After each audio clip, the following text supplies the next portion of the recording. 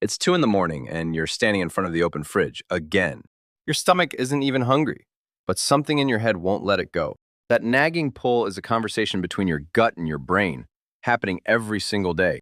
Ozempic works by stepping into the middle of that exact conversation and quietly changing the subject. Stay with me, because once you understand that one idea, the rest of this is easy. For most of your life, you've probably been told that this moment is just a test of willpower you keep failing.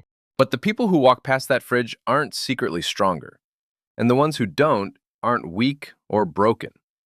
The real difference is happening underneath, in a stream of chemical signals you never chose and can't simply decide to switch off. Your body is constantly measuring how full you are, how much sugar is in your blood, and how long since you ate. Then it quietly turns all of that into feelings. The gentle nudge toward dinner and the heavy pull back to the kitchen. One of the loudest voices in that whole system is a tiny molecule with a slightly clunky name, and it's called GLP-1. Your gut releases it every time you eat, and it travels around announcing that food has arrived and you're starting to fill up. For some people, that signal is faint. It fades too fast, and the message that you've had enough barely gets through. So the fridge keeps calling, not because you lack discipline, but because one of your key fullness signals is being drowned out. Ozempic is, at its core, a manufactured copy of that exact signal, engineered to be far louder and to last much longer. Instead of a whisper that vanishes in minutes, it sends a steady, patient message that keeps saying, "You've had plenty for now." And that single change, one quiet voice, finally turned up loud enough to hear, is behind almost everything you've heard about this drug. The shrinking appetite, the steadier blood sugar, the strange new silence where the cravings used to live, all of it traces back here. But a louder signal isn't automatically a good thing for everyone, and amplifying a system this powerful always carries real trade-offs. So from here, we'll follow that copied signal on its journey through your body, tracing every stop it makes, one step at a time. You'll see where it travels first, what it touches, and why it can quiet a craving that willpower alone could never reach. By the end, the headlines and the horror stories will both make far more sense, because you'll finally know what's really happening. So let's start where the drug itself starts, with a simple question. What even is this thing that everyone's suddenly taking? The first thing worth knowing is that the name on the pen, Ozempic, is really just a brand, like Kleenex or Band-Aid. The actual medicine inside is a molecule called semaglutide, and that single ingredient is the real main character of this entire story. Semaglutide belongs to a family of substances called peptides, which are simply small chains of the same building blocks that make up proteins. Your body already runs on thousands of peptides, tiny messengers that float through your blood, carrying instructions from one organ to another. So semaglutide isn't some alien chemical. It's a carefully redesigned version of a messenger your own gut has been making your whole life. That natural messenger is the GLP-1 we met a moment ago, the one your intestines release the instant food shows up. The problem is that your own GLP-1 is fragile. Your body chews it up and clears it out within just a couple of minutes. For a natural after-meal signal, that's perfectly fine, but it's useless as a medicine because it would be gone before it could help. So scientists took that fragile little messenger and asked a clever question. What if we could make it survive for days instead of minutes? They reshaped a few key spots on the molecule so the body's cleanup crew can no longer recognize it and tear it apart. Then they attached a long, fatty chain that lets it grab onto a protein in your blood and hitch a slow, steady ride. The result is a signal that lingers for about a week from a single shot, instead of fading before you've finished your meal. That's the whole trick, really. Take a natural fullness messenger and rebuild it to be longer lasting, more stable, and much harder to ignore. Now, you've probably also heard another name floating around, Wegovy. And people often wonder how that one is different from Ozempic. Here's the slightly funny truth. Wegovy and Ozempic are the exact same molecule, the very same semaglutide, just sold under two different labels. Ozempic was approved first, specifically for managing type 2 diabetes, and its doses are tuned around steadying a person's blood sugar.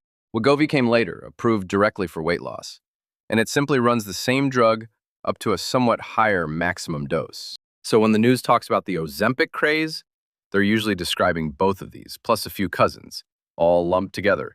And there are cousins because once one of these drugs worked, every major company raced to build their own version of the idea. You'll hear names like Mounjaro and Zepbound, which use a related molecule that pushes on two of these gut signals at once. But the core concept is identical across all of them. copy the body's own appetite messengers and make them stronger and far longer lasting. It also helps to know these drugs weren't originally invented to make anyone thinner. That part was almost a surprise along the way. They were built for type 2 diabetes, a condition where the body struggles to keep the sugar in your blood under control. In the trials, the diabetes numbers improved nicely, but researchers kept noticing something else. The people taking it were quietly losing weight too. The patients kept mentioning that they just weren't as hungry anymore, that the constant background thoughts about food had gone strangely quiet. That side observation turned out to be enormous, because it hinted the drug was reaching far beyond the gut and into the brain itself. So a medicine designed to manage one disease accidentally revealed a doorway into appetite, the very thing willpower diets had failed at for decades. And that's really why this moment feels so different from every weight loss fad and miracle pill that came before it. For once, the tool isn't a stimulant or a starvation plan. It's a copy of a signal your body was always meant to use. Which raises the obvious next question. If it's just a louder version of a natural messenger, what does it actually do once it's inside? So let's follow that injected signal past the surface and into the body, starting at the very first place it goes to work. Picture the injected semaglutide finally loose in your bloodstream, drifting along, looking for the same locks your natural GLP-1 was built to open. Those locks are tiny receptors, little docking points that sit on the surface of cells in several different organs around your body. Wherever the molecule finds a matching receptor, it clicks in and flips a switch. And that one action explains every effect we'll cover. The remarkable part is where those receptors live, because they're scattered across 3 very different places that each change how you eat. The first stop on our tour is the simplest one to feel, and it's your stomach, the bag that actually holds your food. Normally, your stomach empties at a brisk pace, passing its contents along to your intestines within a couple of hours of a meal. When semaglutide docks here, it tells the stomach to slow that whole process down, holding onto your food noticeably longer than usual. And a stomach that stays full for longer sends a very simple, very old message upstairs. You don't need to go looking for more. This is why people on it describe feeling satisfied after just a few bites, as if a normal portion suddenly became way too much. It's also, honestly, why the most common side effect is nausea, because a stomach that empties this slowly can start to feel uncomfortably overfull. But slowing the stomach is only the opening act, because the most surprising effects are happening much higher up, inside your brain. Tucked deep in the center of your head sits a control hub called the hypothalamus, which quietly runs your hunger and your fullness. It turns out this hunger center is absolutely covered in GLP-1 receptors, sitting there waiting for a signal exactly like the one we injected. When semaglutide reaches them, it leans directly on your appetite controls, turning down hunger and turning up the sense that you're satisfied. People reach for one phrase again and again to describe this. They say the food noise in their head finally went quiet. Food noise is that endless mental chatter, the part of your mind that keeps circling back to snacks even when your body is fine. For someone who's heard that chatter every waking hour for years, switching it off can feel less like dieting and more like relief. And this is the piece that pure willpower could never touch, because you were never fighting your stomach, you were fighting your own brain. The drug doesn't make you stronger against the cravings. It quietly reaches in and turns the volume of the cravings themselves way down. That's the honest reason these medications work where so many diets fail. They target the signal driving the hunger, not just the behavior. Now for the third stop, the one that matters most for the people these drugs were originally designed to help, your pancreas. Your pancreas is the organ in charge of blood sugar, releasing insulin to pull sugar out of the blood after you eat. In type 2 diabetes, that system gets sluggish, and too much sugar ends up lingering in the bloodstream where it slowly does damage. GLP-1 has a beautifully clever effect here. It nudges the pancreas to release more insulin, but only when your blood sugar is actually high. That little condition, only when sugar is high, is exactly why these drugs rarely send blood sugar crashing dangerously low on their own. At the same time, it dials back another hormone called glucagon, the one that would otherwise tell your liver to dump more sugar out. So in the pancreas alone, you get 2 helpful moves at once: more insulin when it's needed and less sugar being released. Step back and look at all 3 stops together, and you can see why a single weekly shot ripples through so much of you. The stomach holds food longer, so you feel full sooner and for longer than you used to after the very same meal. The brain hears that fullness and goes quiet, so the cravings and the constant mental chatter about food gently fade into the background. And the pancreas steadies your blood sugar, smoothing out the spikes and crashes that drive even more hunger a few hours later.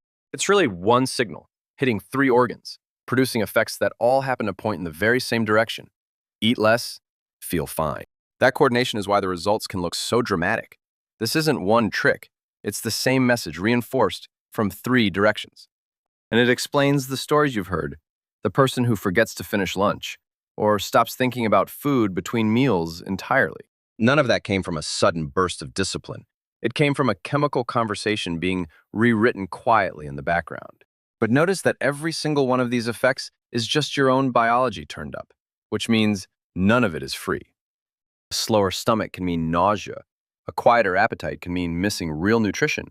And a powerful signal affects more than you intend. So now that you can see exactly what this molecule does, the fair next question is who all of this is actually meant for. Because doing something this powerful to your appetite makes perfect sense for some people and far less sense for others. So let's sort that out. Let's be clear about something up front. These drugs were approved for specific medical situations, not as a casual shortcut for anyone who wants one. The original and most established use is type 2 diabetes, where steadying blood sugar genuinely protects your heart, your kidneys, and your eyes. For someone in that situation, a medication that calms blood sugar and trims weight at the same time can be genuinely life-changing. The second approved group is people living with obesity, usually defined by a body mass index at or above 30. It's also approved a step lower, around a BMI of 27, when someone already has a weight-related condition like high blood pressure. And that word condition matters a lot here, because for these patients, excess weight isn't about looks. It's an active medical risk. When you're carrying that risk, quietly turning down an appetite that won't quit can take real pressure off your heart and joints. So if you have type 2 diabetes or you're in those weight categories, you are squarely the person these drugs were designed for. But there's a much blurrier zone, the enormous group of people who'd simply like to lose 10 or 15 vanity pounds. For them, the calculation gets genuinely harder, because you'd be doing something powerful to your biology for a fairly small medical payoff. These are real medications with real side effects, not a casual supplement. And that trade-off only makes sense when the benefit is real. There's also the simple matter of staying on them, because for most people, the effects last only as long as the drug does. We'll dig into that more soon, but it means starting one is closer to a long-term commitment than a quick seasonal fix.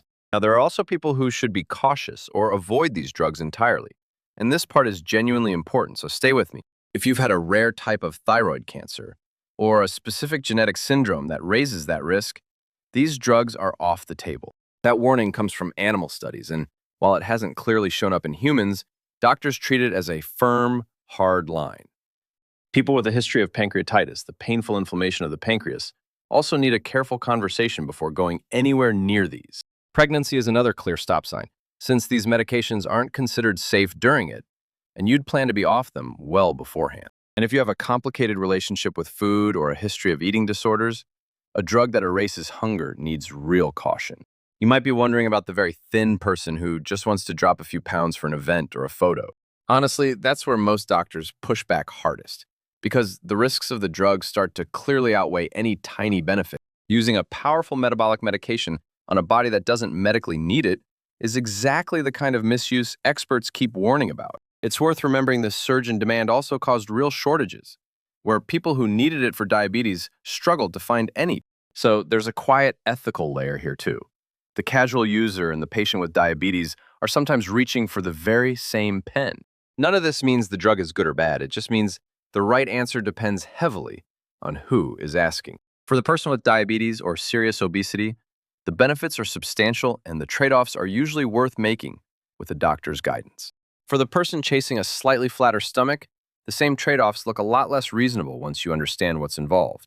And only a real clinician who knows your history and your numbers can actually place you on that spectrum with any confidence.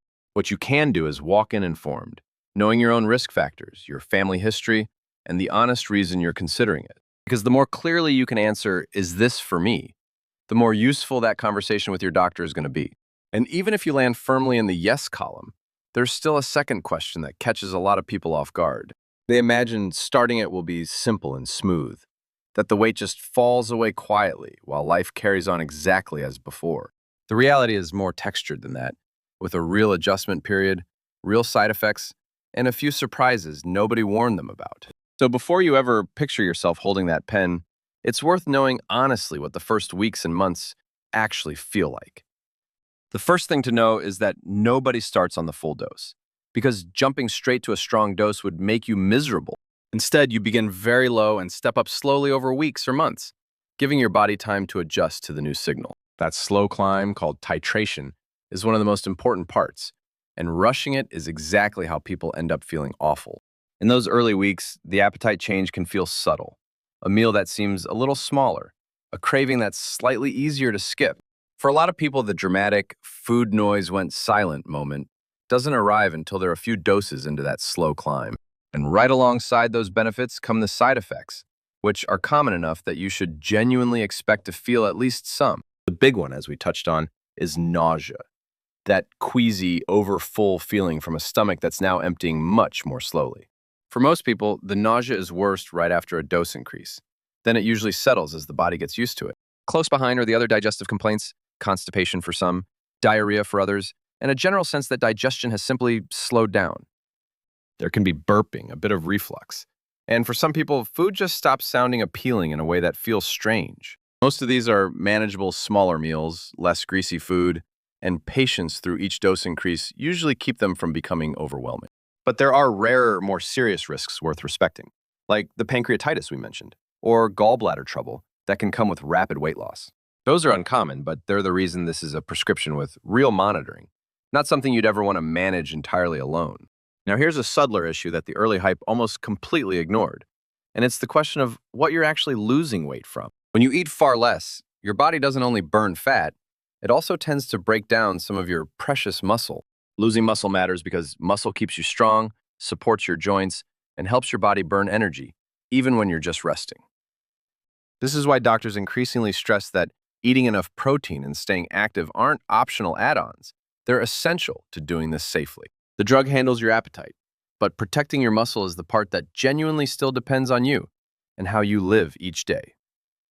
You've probably also heard the phrase Ozempic face, and that one is real, though it's widely misunderstood by most of the people repeating it. When you lose weight quickly, you lose some of the fat that normally cushions your face, which can leave it looking suddenly older. It's not some special damage from the drug, it's just rapid fat loss showing up first in the place everyone happens to notice. Then there's the question that quietly worries almost everyone, the big one. What actually happens if and when you decide to stop? And here's the honest answer. For most people, the appetite comes back, because the moment the signal stops, your hunger returns to its old setting.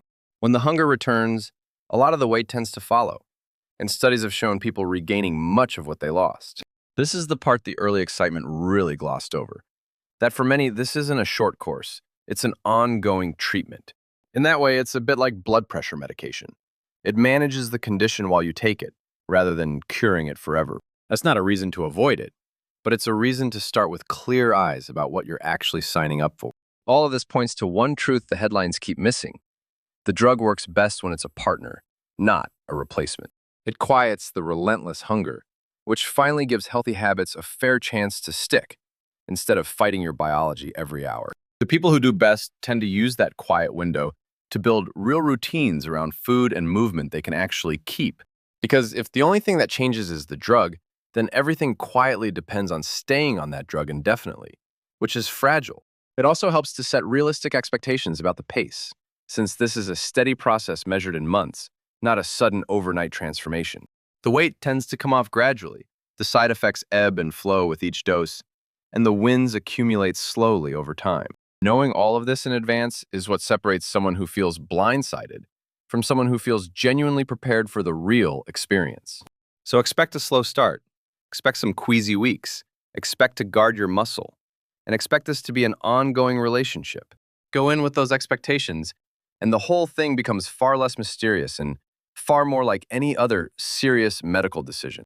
Which brings us to the most practical part of all, what you should actually do with everything you now understand about this drug. Because knowing the biology is one thing, but turning that into a smart, confident conversation with a real doctor is another skill entirely. So let's turn all of this into the exact questions worth bringing into that room, so you walk in genuinely prepared. If you take one practical thing from all of this, let it be that you can walk into that appointment as an informed partner. The first question worth asking is simple and direct. Given my health and my history, am I genuinely a good candidate for this? A good doctor will weigh your blood sugar, your weight, your risk factors, and your history before ever reaching for a prescription pad. The second question is the honest one many people forget. What specifically are we hoping this drug will do for my health? Getting clear on whether the real goal is your blood sugar, your heart risk, or your weight will shape the entire plan. Third, ask directly about side effects. What's common? What's serious? And exactly what you should do if the nausea becomes hard to manage. You can also ask about the climb, how slowly you'll increase the dose, and how quickly they'd expect you to notice real changes. Then ask the question that quietly matters most. What happens if I stop? And is this realistically something I'd stay on long term? And don't forget the practical side, the cost, the insurance coverage, and whether the specific version you need is even available right now. Asking about protecting your muscle is smart too. So bring up protein and exercise and make a real plan to hold on to your strength. Notice that none of these questions require a medical degree. They just require understanding the machine well enough to ask about its parts. And that, more than any single fact, is what this whole journey was really for, turning a scary headline into a calm conversation. Now let's quickly look ahead because this field is moving fast. And what feels cutting edge today will seem basic surprisingly soon. The most immediate change is that these drugs are slowly moving from injections you take weekly towards simple pills you swallow daily. For anyone who dreads needles, an effective version in pill form could make this whole approach feel a lot less intimidating. Beyond that, the newest drugs are learning to push on 2 or even 3 of your gut signals at the very same time. By stacking those messengers together, some of these newer options are producing even larger effects on both blood sugar and body weight. And researchers are now studying these same drugs for things that have nothing to do with weight, like heart disease and kidney protection.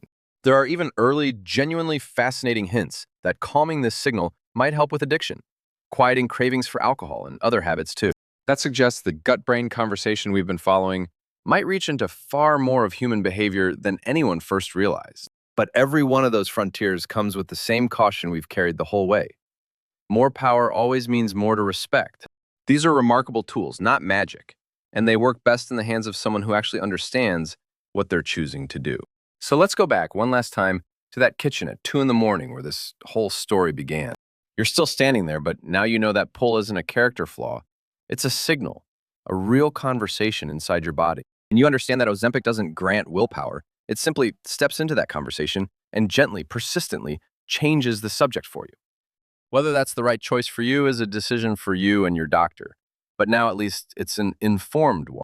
And an informed decision made with clear eyes about both the promise and the price is the most powerful thing you can bring